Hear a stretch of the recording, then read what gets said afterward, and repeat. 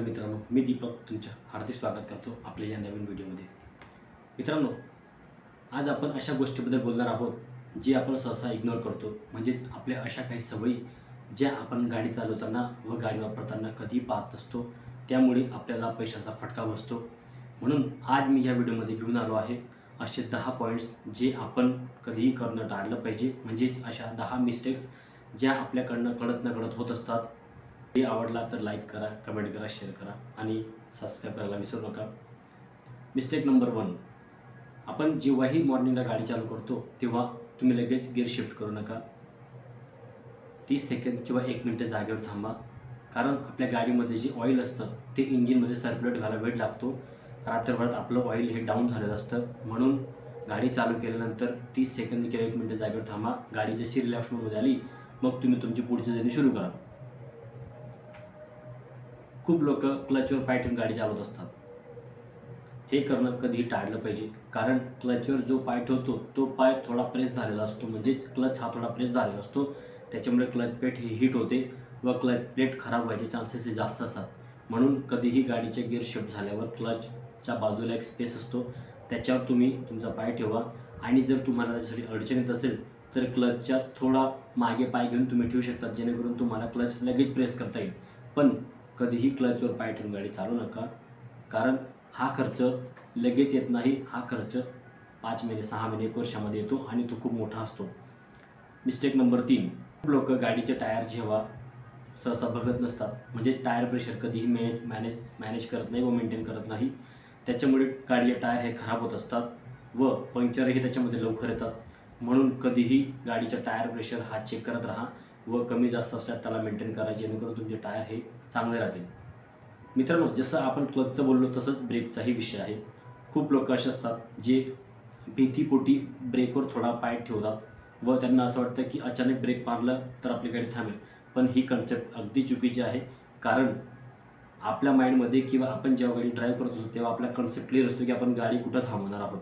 म्हणून जर तुम्ही ब्रेकवर पाय ठेवला तर ब्रेकचे पॅड्स हे हीट होतात व ते खराबही होतात. म्हणून ब्रेकवर कधीही पाय ठेवू नका. तुम्ही ब्रेकच्या खाली पाय ठेवा किंवा क्लच, जेणेकरून तुमचा ब्रेक पॅड व ब्रेक खराब होणार नाही.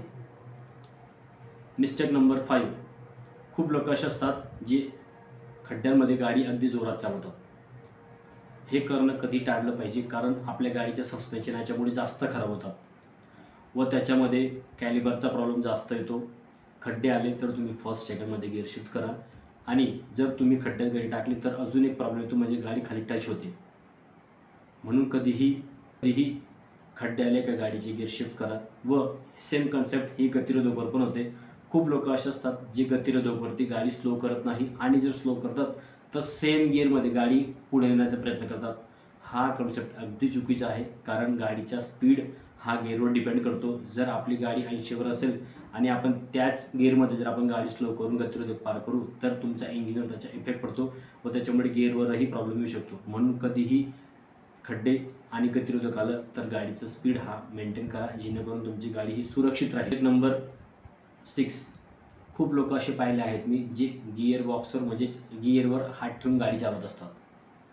मित्रांनो, गिअर बॉक्समध्ये अगदी नाजूक सेन्स असतात, ज्याच्यामुळे गिअर हा शिफ्ट होत असतो.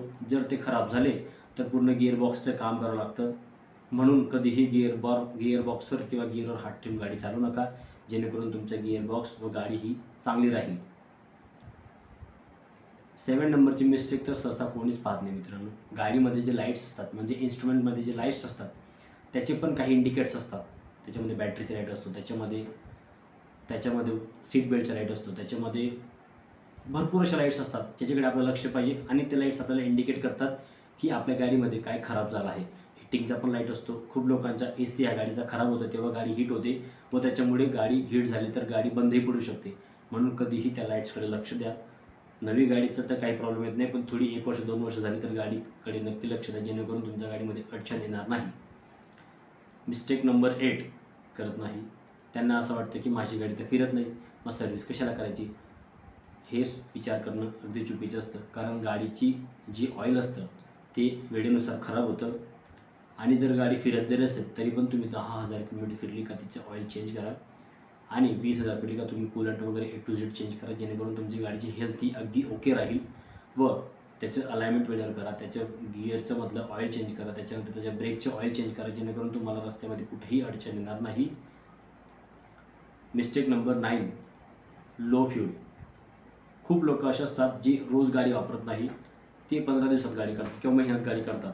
आणि या कंडिशनमध्ये जर तुम्ही गाडीमधलं पेट्रोल किंवा डिझेल असतं ते जर तुम्ही मेंटेन केलं नाही तर तुमच्या गाडीचा पेट्रोल टँक किंवा डिझेल टँकला रस्टिंग येणं सुरू होतं व ते आपल्याला कळत नाही.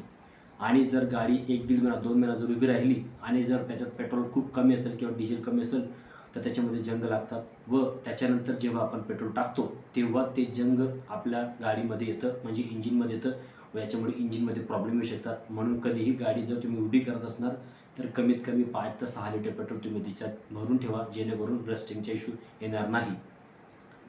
मिस्टेक नंबर 10, खूप लोक असे असतात जे गाडीमध्ये सेल स्टार्ट करताना पण AC चालू असतो आणि बंद करतानाही AC स्टार्ट असतो.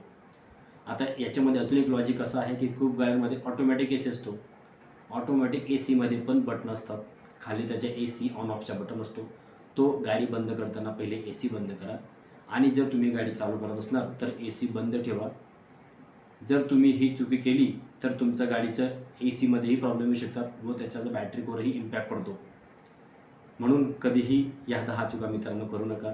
जर ह्या 10 चुका करणं टाळलं तर तुमची गाडी ही तुम्हाला कधीही धोका देणार नाही व तुमची जर्नी ही अगदी सुखरूप राहील.